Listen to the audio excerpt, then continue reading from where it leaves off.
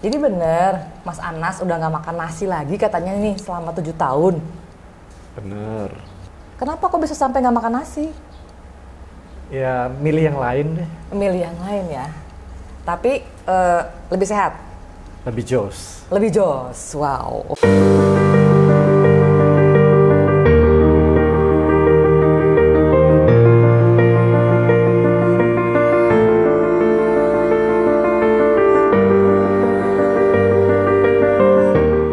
Ngobrol sehat bareng teman Sumaila. Video ini dipersembahkan oleh sumailacake.com, kue rendah karbo yang enak. Halo teman-teman, jumpa lagi di podcast teman Sumaila. Saya Tecika.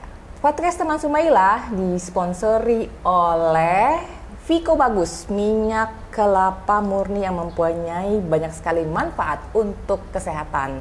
Dan juga bisa teman-teman konsumsi sedang menjalankan diet apapun. Podcast teman Sumaila kali ini kedatangan narasumber yang katanya udah nggak makan nasi selama 7-8 tahun. Yuk kita sama-sama sapa Mas Anas Ahmad. Halo. Assalamualaikum. Waalaikumsalam. Makasih udah datang ke podcast teman Sumaila ya. Terima kasih sudah bersama-sama di sini. Keren banget nih podcastnya. Wow, keren. Makasih. Mas Anas, kegiatannya apa nih sekarang? Kegiatannya saat ini ngapain ya? Karena ini pandemi, terus habis itu kita ya bekerja di rumah, belajar di rumah. Bekerja di rumah. Iya, nulis paling, kemudian Nulis apa tuh? ya nulis blog, Nulis blog. terus bikin konten. Bikin konten. Apa itu blognya? Blognya saya sendiri kan sebenarnya mengelola sekitar 30-an website nih. 30 website. Iya, jadi salah satunya yang sekarang juga masih saya kerjain itu yang tentang ketogenik ya. Tentang ketogenik, pola Iya, makan. pola diet. makan. Jadi saya tuh punya beberapa web loh tentang keto. Oh, banyak juga. Resepketo.com, kemudian ketogenikindonesia.com, Aduh, dietrendahkarbo.com. Oh. Tapi yang paling banyak dan saya paling aktif itu di foodketo.com. www.foodketo.com. Ya, itu yang paling aktif. Jadi kebanyakan mengenai healthy lifestyle dan diet dong ya? Ya, jadi sebenarnya sih kita coba sharing, mengcompile dari beberapa informasi dan tren terbaru tentang pola makan ataupun gaya hidup, terutama yang bertujuan membuat kita lebih sehat dan tentu bisa sekaligus lebih fokus kepada pola makan yang rendah karbo dan tinggi lemak. Rendah karbo dan Tinggi lemak. Oke, kalau gitu kita langsung aja nih kita bincang-bincang, tanya-tanya nih sama Mas Anas. Katanya kan udah nggak makan nasi lagi hampir selama 7 dan 8 tahun lah ya. Apa yang bikin Mas Anas itu sampai nggak makan nasi lagi?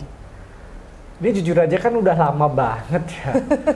Jadi sebenarnya saya agak lupa ya. Tapi ya mudah-mudahan ini kita bisa mensarikan di podcast kali ini ya.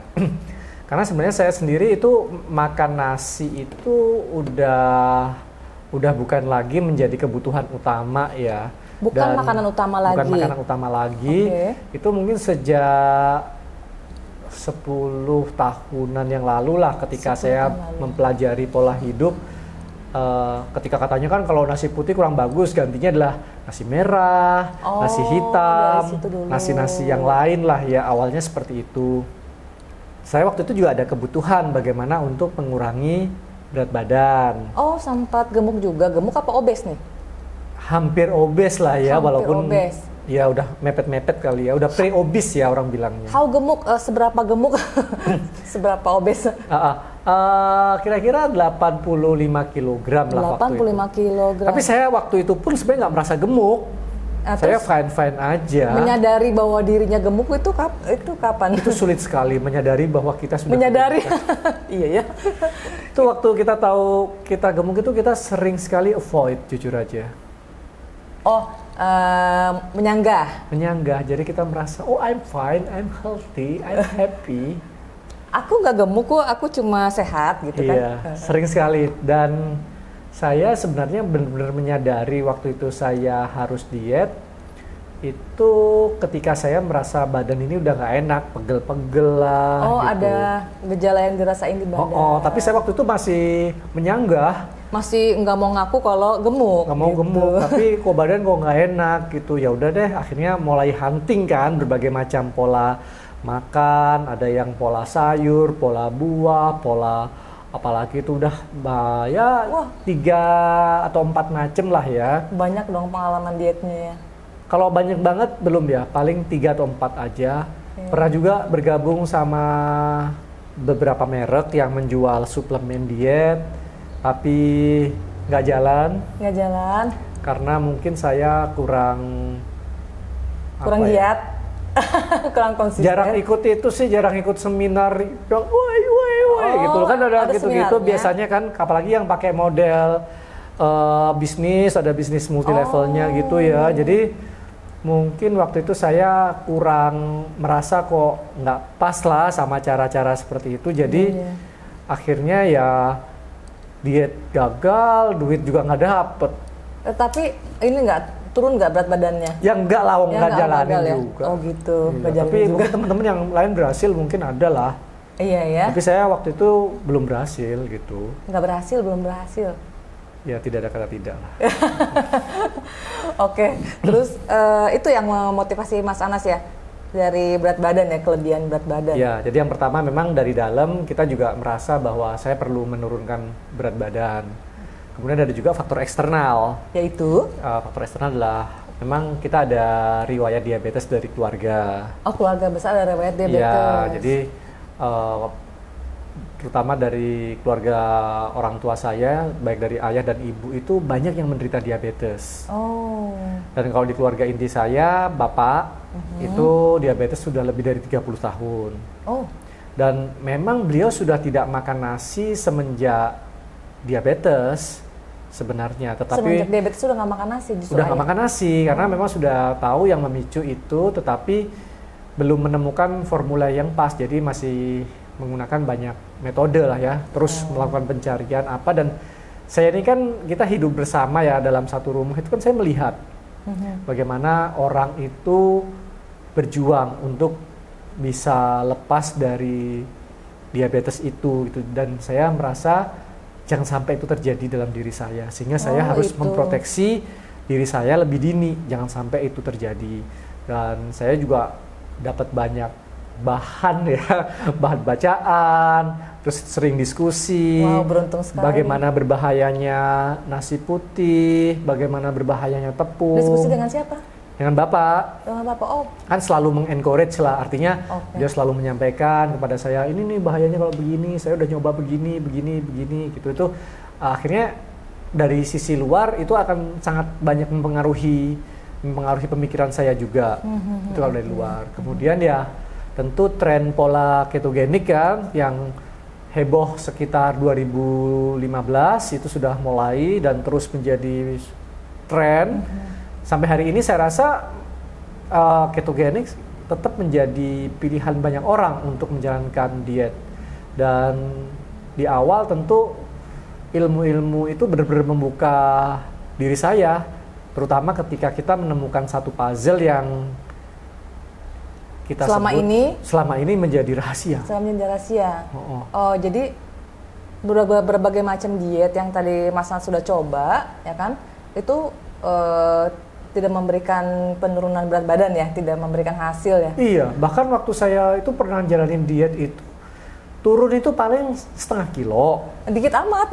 Habis itu besoknya naik 1 kilo. 1 kilo. Jadi bukannya minus, malah totalnya jadi plus setengah kilo kan. Oh iya. Jadi itu yang saya terus pertanyakan, sebenarnya ada misteri apa sehingga akhirnya saya menemukan sebuah kata kunci itu yang saya tadi sebut puzzle. Iya, akhirnya ketemu ya dengan ya, satu cara. Alhamdulillah lah. Gitu. Iya, terus kan kita taunya tuh orang Indonesia ya nggak makan kalau belum makan nasi, kayak habis makan mie tapi kalau belum makan nasi itu kayak nggak makan kan.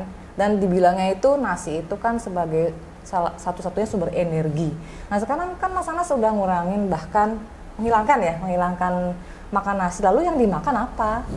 Iya, yang dimakan selain nasi. Yang dimakan selain nasi, oh iya, Jadi, banyak loh ya? Banyak dong.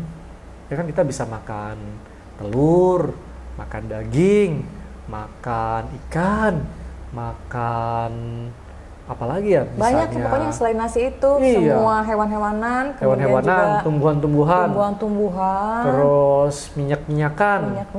Minyak Iya. bukannya bahaya ya? Ya minyak yang mana dulu dong. Jadi ya itu tadi ya, kita harus kembali lagi memilih mana yang sebenarnya baik untuk tubuh kita. Misalnya kita memilih karbohidrat. Karbohidrat mana sih yang baik untuk kita? Seberapa kita memerlukan karbohidrat? Protein sama. Protein mana sih yang kita perlukan untuk tubuh kita? Seberapa banyak kita memerlukan protein itu? Lemak seperti apa yang penting untuk tubuh kita? Karena bagaimanapun juga ada lemak esensial, ada protein esensial, itu harus diasup. Oke. Sehingga kita harus bisa memilih mana sih yang penting untuk tubuh kita, seberapa jumlahnya, sehingga kita bisa mengetahui proporsi yang paling tepat untuk tubuh kita. Oke. Kalau udah ngurangin bahkan gak makan nasi lagi, berarti nasi kayak esensial. Nah, mungkin banyak orang yang berpikir seperti itu ya. Banyak yang masih berpikiran bahwa kalau nggak makan nasi ini lemes. Itu gimana? Terus itu? kalau belum makan nasi berarti belum makan, ya kan? Nah, ini memang yang harus kita tanamkan kepada diri kita dulu. Jadi itu adalah kepercayaan-kepercayaan atau belief-belief dalam diri kita yang selama ini ternyata menghalangi kita untuk mencapai tubuh yang lebih sehat, tubuh yang lebih langsing. Jadi itu yang menjadi tantangan untuk orang-orang yang sedang diet, termasuk saya waktu itu. Ketika saya berusaha kemudian mengubah pikiran-pikiran saya di mana karbohidrat itu atau nasi itu ternyata nggak harus kita makan. Oke. Ataupun di sisi lain, saya memerlukan protein dan lemak untuk menjadikan tubuh kita semakin sehat. Nah, inilah kita harus saling belajar, saling support, sehingga kenapa kok saya lihat juga di grup, entah itu grup WhatsApp atau grup Facebook ataupun di media-media sosial yang lain, pola ketogenik itu sangat powerful. Oh. Karena tadi artinya kita bisa menemukan sebuah kata kunci yang kita sebut keton. Keton adalah sebuah sumber energi atau sumber kalori yang kita bisa manfaatkan selain glukosa. Sehingga kita nggak terjebak lagi. Dulu kita hanya berpikir, oh makan nasi itu satu-satunya sumber untuk mendapatkan energi. Ternyata tubuh kita bisa pakai energi lain selain gula, yaitu keton. Keton. Atau iya, itu tadi. Keton itu dari minyak. Keton itu dari lemak. Dari lemak. Bisa dari lemak tubuh ataupun lemak yang kita makan. Oke. Terus apa nggak lemes? Nggak pakai gula? Nggak makan nasi, nggak pakai gula maksudnya? Iya. Dulu juga saya sempat berpikir seperti itu. Iya, tapi kenyataannya adalah tidak. Bahkan sebaliknya. Kalau kita banyak makan karbohidrat malah lemes. Kita banyak makan nasi malah lemes. Why? Nah itu misteri sekali. Coba dong terangkan. Tapi sederhananya sih, kalau teman-teman bisa lihat itu pelajari tentang siklus, apa itu siklus karbohidrat ya. Jadi ketika kita makan karbohidrat, gula darah kita ini naik. Kalau makan karbo, gula darah naik. Gula darah naik, tentu hormon insulin kita akan Insulin naik. karena dikeluarkan untuk menjaga agar gula darah ini tetap normal. stabil, normal. Nah, ketika gula darah kita turun, tubuh kita yang merasa lapar. Nah, ketika lapar, kita balik lagi yang kita asup karbohidrat lagi. Jadi itu jadi muter, ibaratnya ini katanya lingkaran setan lah. Ini yang selama ini banyak orang yang nggak percaya sebenarnya sama lingkaran setan karbohidrat. Oh, justru setelah setelah makan karbo berasa lapar lagi, itu saat gula darah turun, drop. Gula darah turun, di sanalah tubuh kita merasa lapar dan akhirnya kenapa itu orang harus makan sampai 5-6 kali setiap harinya. Mana 5-6 kali? Iya, pertama sarapan nih. Sarapannya kita tahu sarapannya lontong uduk, sayur, bubur nasi uduk, ayam. iya, itu semua full karbo. Iya, karbo nanti semua. Jam 9 kelaparan pagi lagi. Tadi makan udah jam 9 ngemil. Roti, bakwan, gorengan, ada gorengan, bubur kacang hijau dan lain sebagainya. atau buah-buahan manis. Habis itu lanjut siang makan lagi. Makan siang lagi. Makan apa nih kalau siang? Nasi kuning. Apalagi kalau makan siang biasanya? Nasi rames. Nasi padang, ya nasi juga. Nasi padang, yang harus ada nasinya gitu, udah jadi wajib kan? Iya. Nah, sore udah nggak terasa, wah lapar Apa nih, lagi? udah waktunya makan lagi nih. Iya, makan lagi tuh. Snack sore, Snack sore, cemilan, biskuit, cemilan, es keripik-keripik, es podeng. Wow. Dah, Tuh. pulang. 4, pulang. Makan malam. Makan malam 5. Makan malam, makan malam, lagi. makan lagi. Nasi Apapun goreng. itu, nasi goreng, Mie mie goreng, tek-tek. mie tek-tek, ya kan? Banyak. Malam, Malam mau tidur, waduh nggak bisa tidur, belum makan nih, makan gitu kan? lagi. Biar tidur kita harus makan nih gitu ya. Martabak manis. Martabak manis, wow, martabak Terus apalagi tuh telur. malam-malam ya kan? Sate. Sate. Atau Pokoknya makan kue. Jadi 6 kali makan itu ya. 6 kali makan. Karena itu tadi, tubuh kita sering jadi mudah lapar. Padahal energinya yang ditumpuk di tubuh banyak, tapi kita gagal untuk menggunakan energi dalam tubuh kita sendiri. Iya, padahal udah makan banyak sehari bisa 6 kali loh ya. Iya, tubuh kita itu diasupin lagi. Supply lagi, dimasukin lagi dengan gula. Dengan dari gula, karbo. habis itu gula bareng sama insulin kan disimpan. Iya. Disimpan dalam bentuk lemak sebenarnya, lemak tubuh. Jadi tiap hari itu akhirnya kita ini bukannya pakai lemak, tapi nimbun lemak.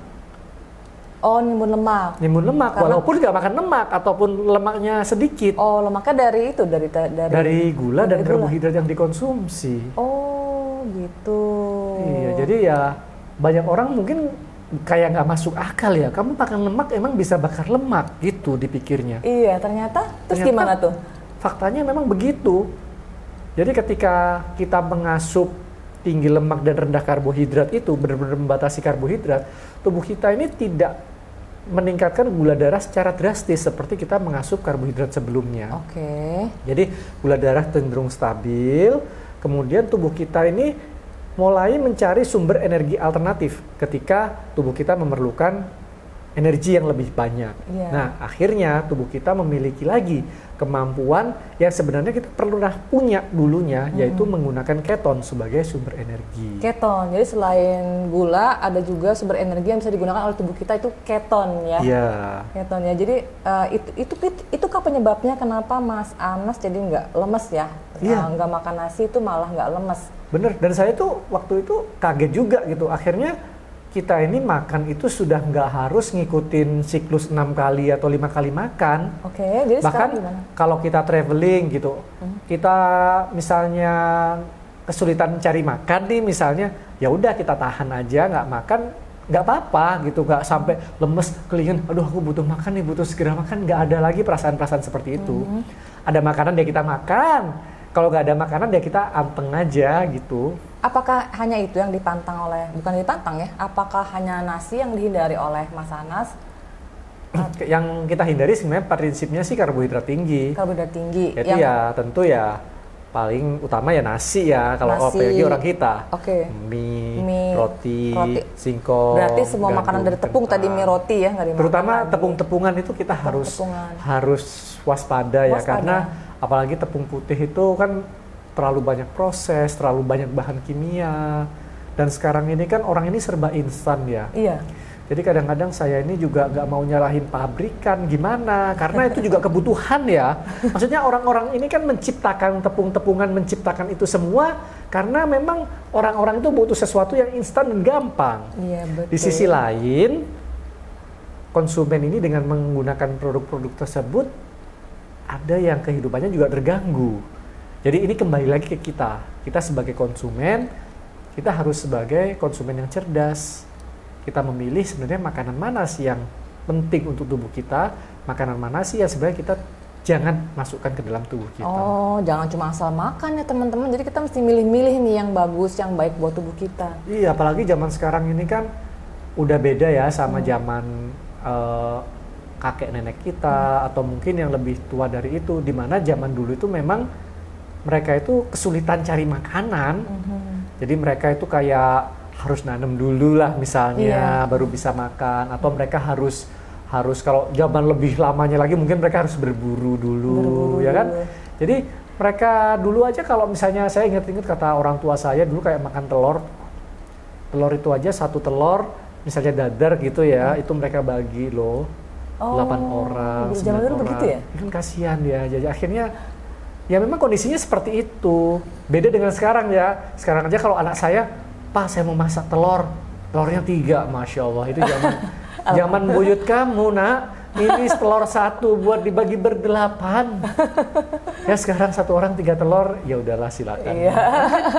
Ya, Lagi pula sekarang makanan tuh banyak tersedia, gampang banget kita kalau mau lapar ya, mencari makanan tinggal pesan online bisa ya. Betul, jadi itulah sekarang tantangan di zaman modern.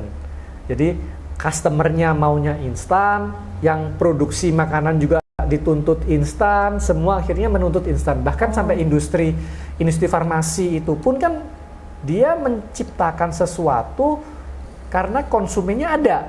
Kenapa kok mereka membuat insulin dalam bentuk suntik misalnya? Iya. Karena konsumen ini maunya begitu dia makan, gula darahnya naik, gula darahnya cepat turun lagi. Akhirnya solusinya disuntik insulin sampai akhirnya resistensi insulin. Kan jadi susah juga. Diabetes gitu ya? Iya, semacam diabetes yang sudah akut lah ya, artinya sampai benar-benar tubuhnya udah nggak bisa lagi memproduksi insulin. Oh, I see. Terus setelah nggak makan nasi, terus malah mengkonsumsi makanan lain yaitu produk hewani, sayur, dan sebagainya itu mengalami penurunan berat badan nggak? Berhasil nggak turun berat badan? Kalau di awal berhasil banget, cepet banget turunnya. Jadi 1 minggu waktu itu sempat turun 3-5 kilo kali ya. Banyak loh itu? Iya. 1 minggu? Jadi itu turun berapa kilo? Dan berapa lama gitu? Jadi totalnya sampai saya paling rendah itu pernah sampai 65 kilo sih. 65 kilo dari tadi yang berapa? 85 ya? Total di 5 bulanan. 5 bulan? 5 bulan. Tapi di awal tuh yang paling cepat. Di awal yang paling cepat? Di awal tuh mungkin 2 mingguan itu bisa ya tadi ya 3-5 kilo itu cepet banget. Karena ya setelah kita eksplor, kita pelajari kan tentu itu banyak air tubuh kita yang ngebuang lah ya. Oh, jadi karena begitu kita stop karbohidrat, air kita memang cenderung lebih mudah terbuang. Lebih mudah terbuang juga. Berarti harus minum air putih yang banyak juga dong buat ngegantiinnya. Ya secukupnya lah. Secukupnya ya. Kalau banyak-banyak juga malah kita ruin mineral malahan. Oh. Jadi kita tetap jaga, jangan sampai dehidrasi, yang paling penting itu. Ada nama dietnya, nama pola makannya yang Mas Anas sekarang lakukan, yang tadi itu kali ya yang Mas Anas bilang di awal. Yang mana? Keto ya? Iya, pola ketogenik itu. Pola jadi ketogenik. Bagaimana kita mengkomposisikan makanan kita itu rendah karbohidrat dan tinggi lemak. Tinggi lemak. Oh, tapi lemak bukannya jahat katanya? Ya, lemak-lemak tertentu tuh. Lemak-lemak tertentu. Jadi kita juga harus pastikan bahwa lemak yang kita konsumsi adalah lemak yang baik. Lemak yang baik, contohnya? Contohnya ya lemak dari kelapa, dari santan, dari minyak, kemudian ada lemak juga dari hewani ya, dari daging itu kan juga ada lemaknya. Berarti lemak alami ya? Ya, tentu yang alami. Yang real food. Di telur, kuning telur itu kayak lemak. Jadi banyak orang-orang diet itu kan takut lemak, akhirnya kuningnya nggak dimakan nih. Memang, aku juga dulu gitu. Iya. Terus kalau sekarang malah mereka mau kuningnya yang lebih banyak. Tapi nggak bisa ya, kuningnya udah 1 set kan. Iya. Tapi kalau dulu kan juga bingung lah, masa ini telur nanti kuningnya buat apa kan begitu. Iya, Jadi kalau sekarang sih saya makan semuanya ya. Kemudian dari ikan-ikanan, ada lemaknya juga. Kemudian dari kacang-kacangan. Kacang-kacangan boleh dimakan juga? Kacang-kacangan juga boleh, tetapi tentu harus dibatasi ya kacang-kacangan ya. Dibatasin ya. Sayur-sayuran berarti juga rendah kandungan gulanya dong ya? Iya, betul banget. Semua sayur apa gimana? Jadi kalau kita bicara sayur, karena kita udah lama belajar yang tadi ya 4 sehat 5 sempurna kan. Karena itu kan dipisahin tuh, ini karbohidrat, itu apa lauk pauk. Iya apa dong, namanya? ini kan makanan pokok. Makanan pokoknya nasi dan sebagainya tuh. Di sini ada kan sayur, jadi ada buah. Dianggap terpisah. Padahal sebenarnya karbohidrat itu meliputi makanan pokok kita dan sayur. Jadi di sini buah. Makanan pokok, sayur, buah. Nah, itu tiga-tiganya karbo. Oh, semuanya tiga-tiganya karbo. Iya. Jadi kita asup aja karbo yang dari sayur-sayuran dan sedikit buah-buahan. Jadi yang ini kita hilangkan. Jadi kita sebenarnya tidak menghilangkan karbohidrat. Oh iya ya. Tetap kita mengkonsumsi karbohidrat. Jadi jangan kayak jadi anti banget ya. Karena kan sedih ya kalau kita melihat sekarang ini jadi pada fanatik gitu ya. Ada yang sangat mencintai karbohidrat. Pokoknya harus makan yang karbo, harus makan nasi, harus makan sayur banyak, harus makan buah banyak, bebas makan berapapun fanatik gitu kan. Ya. Sangat fanatik karbo. Ada yang sangat fanatik tidak mau karbo. Jadi begitu ada sedikit aja sensitif. nggak mau makan sayur sama sekali, nggak mau makan yang mengandung karbohidrat sama sekali. Tapi apa mungkin juga gitu loh. Tapi mereka pokoknya yang diomongin itu terus, dan ini juga nggak sehat lah, Boleh lah ya. Jadi kita coba mengkombinasikan, karena bagaimanapun Allah juga menciptakan keduanya ini secara bersamaan, secara berdampingan untuk manusia. Tinggal kita sebenarnya yang mengolah sendiri. Tapi kalau kita jadi terlalu sisi satu dan terlalu di sisi dua, ini kalau menurut saya juga nggak sehat. Ya nggak sehat untuk tubuh kita, nggak sehat juga untuk jiwa kita, pikiran kita, stres nanti ya. Stres malah. Jangan dong, kan nanti berantem. Iya, kok berantem juga nggak ada manfaatnya juga. Iya betul. Terus kalau misalnya teman-teman juga mau ngikutin caranya Mas Anas nih, menghindari nasi ya atau ngurangin, menghindari lah atau nggak makan nasi lagi. Ada nggak sih pengganti nasi gitu? Iya, karena ini kebutuhan. Kebutuhan ya? Kebutuhan, artinya begini, memang ada orang-orang yang sulit untuk keluar dari pikiran mereka sendiri bahwa harus makan nasi kan. Akhirnya saya lihat sih orang-orang kreatif juga. Misalnya dia bikin aja dari telur orek misalnya. Telur orek. Telur diorek, jadi mungkin mereka itu nasi bukan lagi mencari nasinya, tetapi mencari sensasi seperti makan nasi. Atau dari kembang kol ya. Kembang kol dikukus, kemudian di blender atau diapain sih? Di blender, jadi halus gitu ya? Jadi halus gitu kan, dong. jadi kayak nasi juga. Padahal nasi kan nggak ada rasanya ya? Iya, tapi banyak orang suka ya. Banyak cari penggantinya juga ya? Iya. Ini gimana nih? Nah, ini teman-teman. Ini jadi satu alternatif baru. Ini katanya satu alternatif untuk pengganti nasi ya. Ini apa? Nakoto itu apa Mas? Nakoto ini bahannya dari nata de coco. Nata de coco itu dari air kelapa. Wih, manis dong. Enggak, ini kan sudah di fermented. Jadi dia jadi beku seperti nata de coco yang di pasaran, tetapi yang ini memang kita nggak kasih gula. Jadi non sugar. Zero sugar. Iya. Oke, ini prosesnya sama dengan proses kalau kita bikin nasi. Dimasak. Oh, cara makannya? Ya. Enggak, langsung dimakan aja, udah bisa langsung dimakan. Oh, airnya dibuang dong ya? Airnya dibuang boleh, kalau enggak misalnya mau dicampurin sama soto, jadi kayak campuran soto gitu bisa juga. Wow. Jadi ini sebagai alternatif untuk teman-teman, karena di sini ini isinya bener-bener udah kita cek juga itu nggak ada gula, isinya serat. Dan ini ternyata serat ini kan bagus ya, seperti menjadi prebiotik sebenarnya. Iya, bagus. Jadi prebiotik itu yang untuk dipersiapkan, nanti ditemukan dengan probiotiknya, akhirnya bisa berkembang untuk menyehatkan pencernaan kita. Jadi kalau ada teman-teman yang masih fobia ya, atau bukan fobia ya, tapi mereka selalu mau ada serat. Iya, ya kan bagus serat. Iya, jadi tapi mereka tuh kadang-kadang terlalu over banget lah kalau semuanya harus serat-serat. Jadi serat itu sudah jadi kayak pokoknya harus ada kayak gitu loh. Ada dan harus banyak, sayur harus banyak. Padahal sebenarnya kita juga nggak perlu terlalu banyak. Malah kalau pengalaman saya ya, kalau saya konsumsi terlalu banyak sayur, itu malah tubuh kita malah nggak bisa mencerna dengan sempurna. Buktinya itu gini, ketika kita keluar ke belakang, itu banyak yang belum dicerna, belum diproses kan. Jadi sebenarnya ada sayur masih dalam bentuk utuhnya. Iya, gitu. Berarti artinya kan pencernaan kita masih belum mencerna bahan itu secara sempurna. Jadi vitamin ataupun mineralnya belum terserap dengan baik, dengan sempurna baik. Juga ya. Mungkin juga, ini nggak tahu ya ahlinya nanti ya pernah meneliti apa hal itu apa enggak. Tapi saya cuma berpikir bahwa kalau makanan yang bisa keluar itu lebih maksimal, itu seharusnya tubuh kita mampu mencerna dan menyerap nutrisinya lebih bagus. I see. Oke, betul juga ya. Dan ini kemungkinan saya coba dan ternyata dibandingkan bahan-bahan pengganti nasi lainnya, ini kok enak banget, pas gitu loh buat perut kita, nggak sebah, nggak terlalu banyak bloating. Jadi akhirnya ini jadi salah satu alternatif untuk yang masih kangen sama nasi. Yang masih kangen sama nasi. Iya. Tapi kalau teman-teman udah nggak ada masalah, ya fine-fine juga gitu. Oke. Selama nggak makan nasi itu, ada nggak gejala-gejala yang tidak nyaman yang Mas Anas rasakan? Secara fisik sebenarnya tidak ada.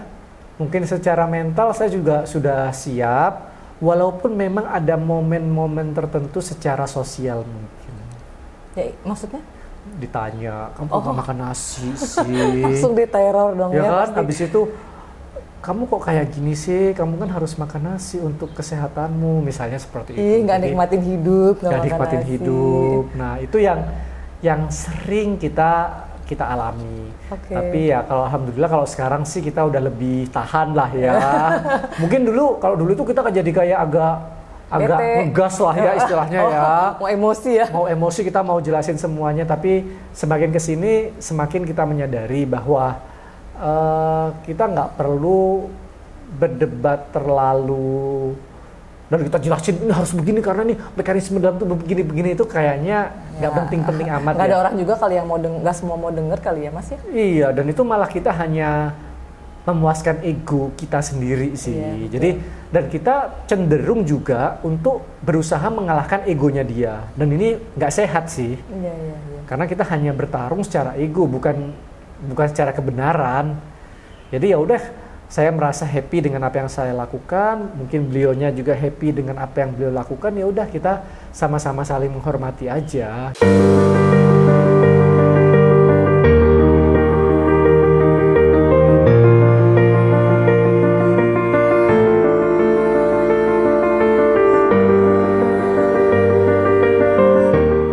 Ngobrol sehat bareng teman Sumaila. Video ini dipersembahkan oleh sumailagek.com, kue rendah karbo yang enak.